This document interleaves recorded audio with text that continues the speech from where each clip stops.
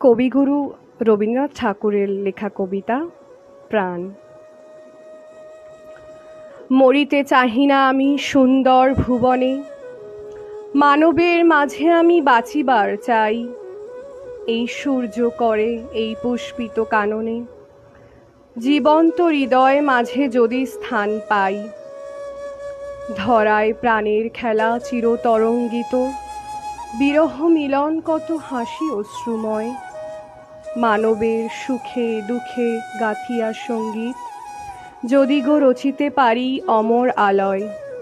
তা যদি না পারি, তবে বাঁচি যতকাল তোমাদেরই মাঝখানে লোভী যেন ঠাই। তোমরা তুলিবে বলে সকাল বিকাল, নব নব সঙ্গীতের কুসুম ফুটাই। হাসি মুখে নিয়া ফুল, তারপরে